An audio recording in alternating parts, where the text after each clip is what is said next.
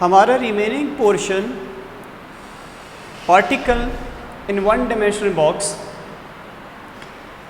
हमने यहाँ से छोड़ा था पहला lecture. Psi is equal to a sin n pi over L x. So अब यहीं से हम स्टार्ट करते हैं। यहाँ पे हम कॉन्सेप्ट ऑफ नॉर्मलाइजेशन को डिस्कस करेंगे। हमने जो particle in one dimensional box को कल स्टडी किया, फर्स्ट पार्ट में हमने स्टडी किया तो हमने देखा वो particle within two boundaries अपनी मूवमेंट को जारी रखे हुए है। उस बॉक्स के अंदर पोटेंशियल एनर्जी ज़ीरो है, बट मैक्सिमम काइनेटिक एनर्जी के साथ उस बॉक्स में उसकी मूवमेंट हो रही है। लेकिन एक बात वाज़ेह है, उन दीवारों पे इस कदर ज़्यादा पोटेंशियल एनर्जी है कि वो पार्टिकल उन दीवारों से बाहर नहीं जा सकता। सो अगर हम उन दीवारों के अंदर उस पार्टिकल की प्रोबेबिलिटी ऑफ फाइंडिंग देखना चाहें तो हमें वो नॉर्मलाइज्ड मिलेगी। एक पार्टिकल इन्हीं दो दीवारों के अंदर मैक्सिमम प्रोबेबिलिटी ऑफ फाइंडिंग उसकी मौजूद होगी। इसलिए हम पूरे वेव फंक्शन को that is psi is equal to a sin n pi over L X, जैसे ही इसका स्क्वायर करेंगे तो हम जानते हैं साई वेव फंक्शन होता है और Sai square probability of finding an electron with in an area. हम पाई साई स्क्वायर से इसको मेंशन करते हैं। सो हम ये बोलेंगे कि हम इसका जैसे ही स्क्वायर लेंगे या probability of finding that electron within two walls, इसकी समेशन ज़ीरो से लेके एल तक जो कि लेंथ थी उस पूरे वन डायमेंशनल बॉक्स की, तो within that box probability of finding that particle should be equal to 1। So हमारे पास वो सिंगल था तो उसकी प्रोबेबिलिटी 1, यहाँ पे इस 1 का मतलब maximum probability with in those two walls या विद इन टू बाउंड्रीज हम मेंशन करेंगे। तो इस 1 का मतलब वो पार्टिकल कभी उन दीवारों से बाहर नहीं जा पाएगा। सो इस कॉन्सेप्ट को आप नॉर्मलाइजेशन ऑफ वेव फंक्शन कहते हो। अब हमने यहाँ पे इस पूरी इक्वेशन को सॉल्व करना है। इसको नॉर्मलाइजेशन ऑफ वेव फंक्शन बोलेंगे। अब इसका सॉल्यूशन हम देखेंगे। साई की वैल्यू पुट की a sin n pi over L x, इसका होल स्क्वायर होगा और dx। दर हकीकत यहाँ पे dx का मतलब हमने लेंथ 0 से l ली है और अगर हम x के हिसाब से इसको हल करें तो इसका मतलब ये होगा कि 0 से l का मतलब हम x से x plus dx with in this range हम उसकी नॉर्मलाइजेशन करने जा रहे हैं। सो यहाँ पे साई की वैल्यू पुट की, ये स्क्वायर है। अब इसको मैथमेटिकली सॉल्व करते हैं। ये 0 l, ये जो स्क्वायर दोनों पे अप्लाई होगा, non trigonometric ratio and then trigonometric ratio.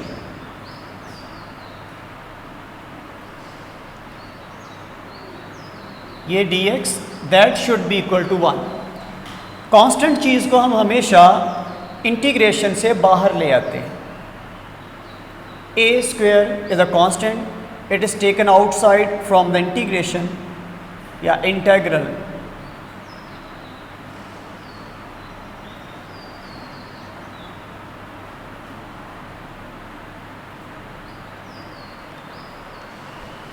अब यहाँ पे एक मैथमेटिक्स का रूल है, sine square x is equal to 1 minus cos 2x divided by 2। इसको हाफ एंगल फार्मूला कहा जाता है और फर्स्ट ईयर की मैथमेटिक्स में 11 चैप्टर में इसको स्टडी किया गया है, 10 चैप्टर में sorry. Sine square x is equal to 1 minus 2 cos 2x by 2, ये हाफ एंगल फार्मूला है। यहाँ पे सिर्फ ये बात याद रखें, x का मतलब फंक्शन है और इस इक्वेशन में ये function n pi x over l होगा। तो अब इसकी वैल्यू पुट करते हैं।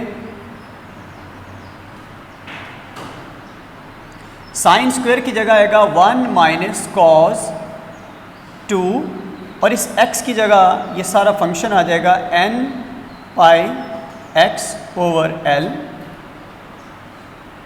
और ये जो 2 है आप उसको इंटीग्रेशन से बाहर ले सकते हैं।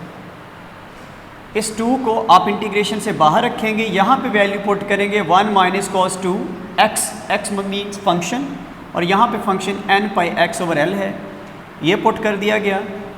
और इस सब के बाहर dx it should be equal to 1। अब इंटीग्रेशन 1 पे अलग से अप्लाई की जाएगी और इस फंक्शन पे अलग से।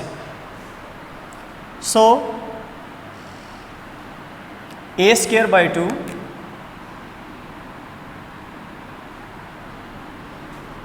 so first integration is applied on 1,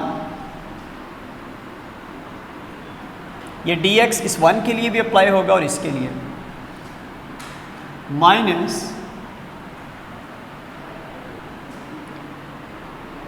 integration of cos 2 n pi x over l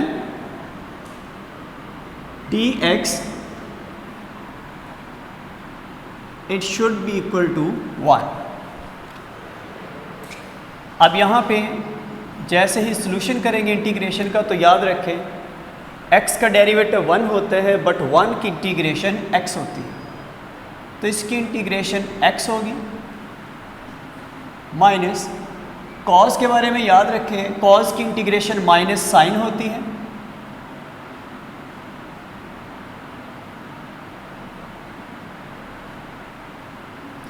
सबसे पहले पूरी ट्रिग्नोमेट्रिक रेशियो पे इसको अप्लाई किया गया। अब जो फर्दर फंक्शन है 2n pi x over l, इसकी फिर से इसका डेरिवेटिव लिया जाएगा, ये सारी चीज़ डेरिवेटिव से बाहर होगी। और याद रखें ट्रिग्नोमेट्रिक रेशियो का जब भी आप इसको इंटीग्रेट करते हो, मैं यहाँ पे एक एग्जांपल लिखता हूँ। फ़र्ज़ किया cos 2x है, जब आप इसका डेरिवेटिव लेंगे it will be minus sine 2x, इस 2x का फिर से डेरिवेटिव लिया जाएगा और इसका जवाब फ़र्ज़ किया 2 आता है तो इसको मल्टीप्लाई किया जाएगा। बट जब आप इसकी इंटीग्रेशन लेंगे तो cos की इंटीग्रेशन साइन x है, sorry it is plus sign x, sine function, और अगेन जो 2x फंक्शन है उसका फिर से डेरिवेटिव 2 होगा। डेरिवेटिव में इसको मल्टीप्लाई करते हैं जबकि इंटीग्रेशन में इसको डिवाइड किया जाता है। और याद रखें cos का डेरिवेटिव माइनस साइन होता है बट इसकी इंटीग्रेशन प्लस साइन में ही होगी। तो cos फंक्शन x या पूरा फंक्शन जो है इसकी इंटीग्रेशन होगी sine function and again the derivative of function वो होगा 2n पाई ओवर l। इसको मल्टीप्लाई करने की बजाय हम डिवाइड करेंगे according to rule of integration. और यहाँ पे याद रखें आप इन दोनों के साथ ही अब ये जो l और 0 यानी सबस्क्रिप्ट और सुपरस्क्रिप्ट इन दोनों के ऊपर इकट्ठा अप्लाई कर सकते हो आप, that is equal to 1।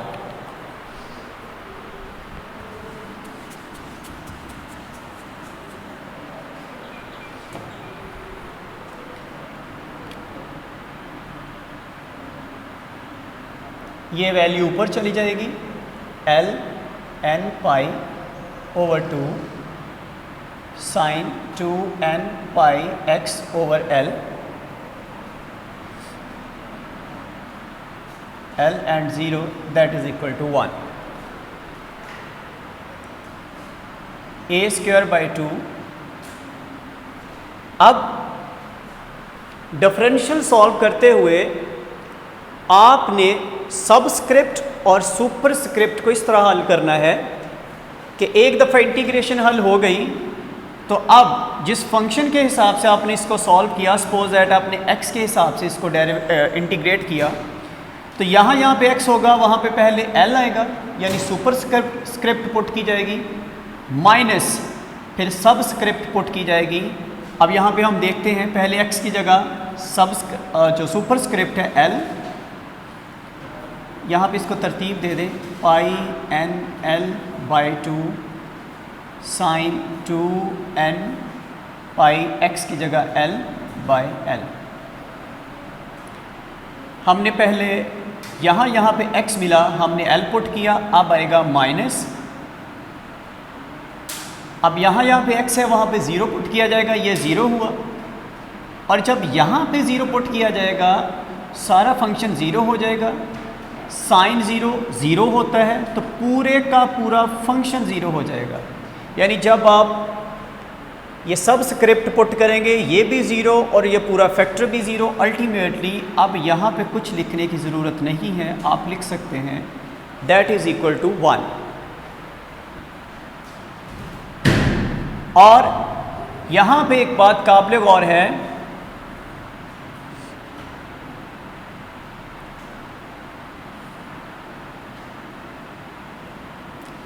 This is sine 2n पाई।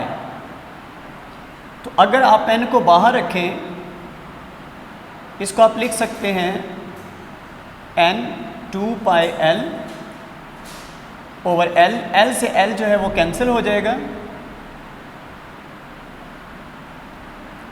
जो बाकी बचेगा वो होगा 2n पाई।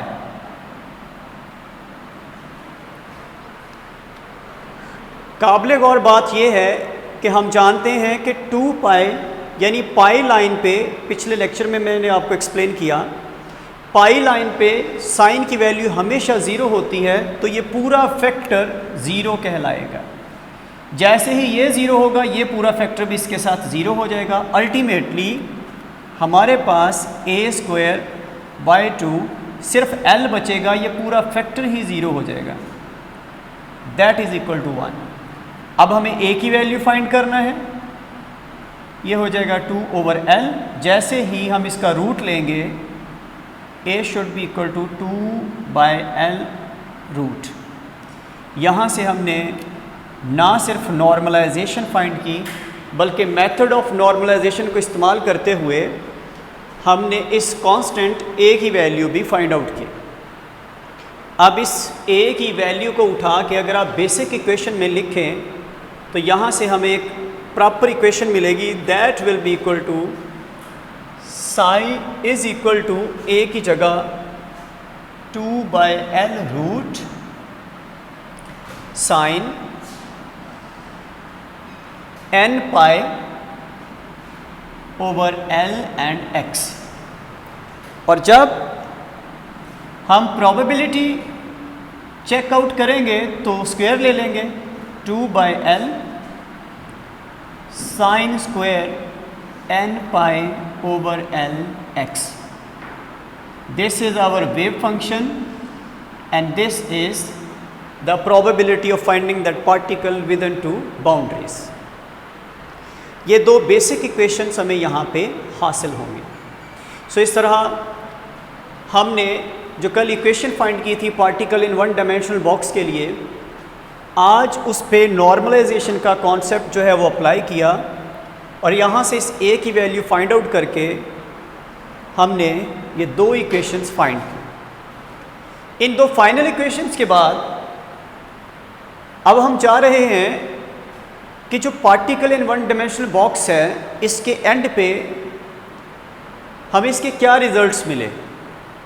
तो अब इन रिजल्ट्स को डिस्कस करते हैं जो कि most important part of this lecture. तो सबसे पहला रिज़ल्ट, पिछला लेक्चर पार्ट 1 और पार्ट 2 को मिक्सअप करते हुए गौर कीजिएगा। सबसे पहली चीज़ जो हमने फाइंड आउट की वो ये थी कि एनर्जी इज़ क्वांटाइज्ड। कल इक्वेशन हमने फाइंड आउट की थी En is equal to n² over 8ml²।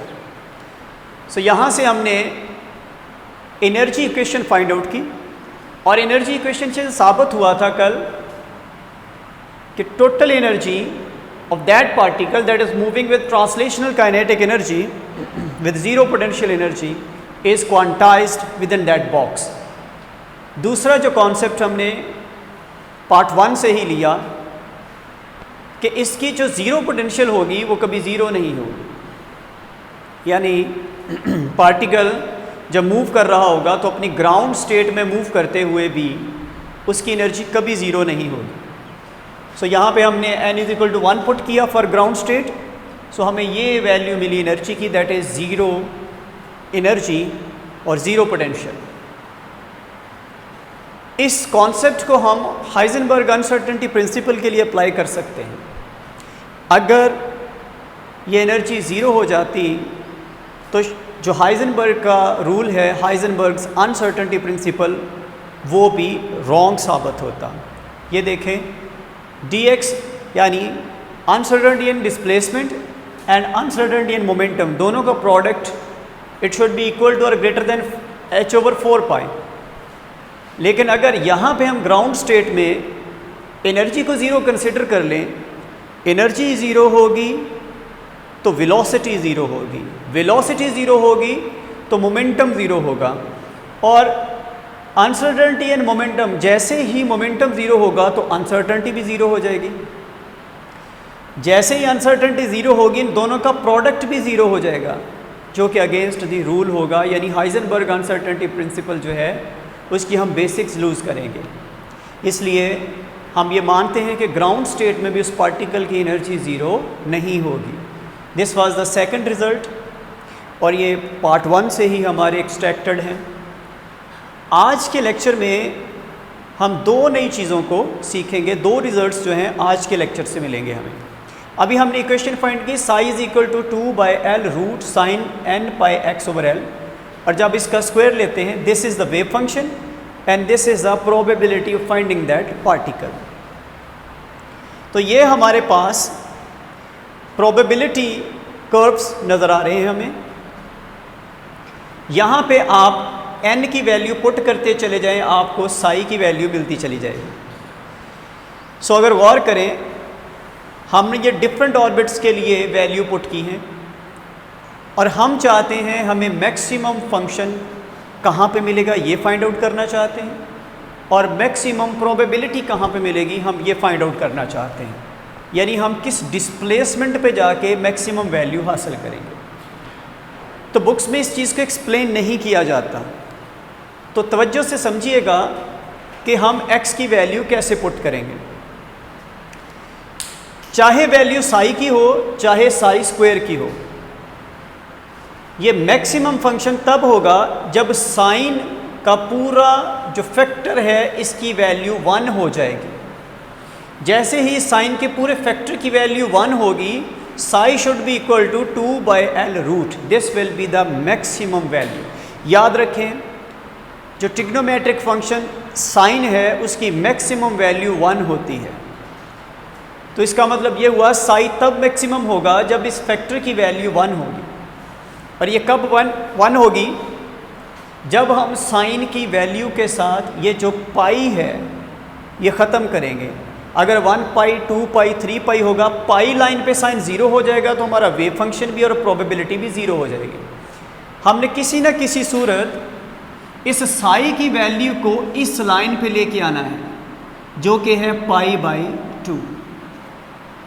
हमारे पास π/2 आएगा जब साइन π/2 इज इक्वल टू 1। तो π/2 लाने के लिए जिस वक्त आप फर्स्ट ऑर्बिट की बात करेंगे, when n is equal to 1, यहाँ से n निकल जाएगा।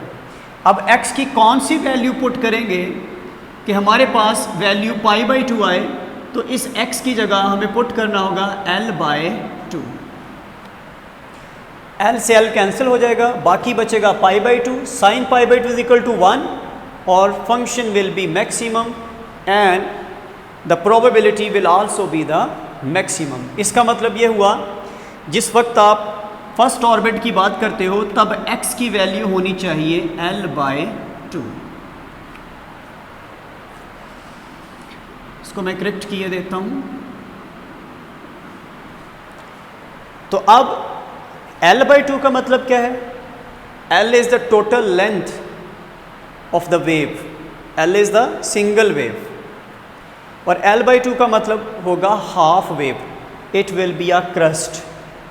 और मैक्सिमम वैल्यू यहाँ पे मिलेगी आपको इस पूरी लेंथ के हाफ पे, यहाँ पे। This will be the maximum value of the function and probability, ये भी आपको सेंटर में मिलेगी। अब अगर आप सेकंड ऑर्बिट की बात करेंगे, n की वैल्यू को 2 पुट करें, सेकंड ऑर्बिट के लिए जैसी 2 पुट करेंगे तो x की कौन सी वैल्यू पुट करें कि आंसर π/2 आए। यहाँ पे आपको पुट करना होगा l/4। l से l कैंसिल हो जाएगा, 2 से 4 बाकी बचेगा π/2। Sine π/2 is equal to 1। Function will be maximum, probability will be maximum. तो इसका मतलब ये हुआ यहाँ पे x should be equal to l/4।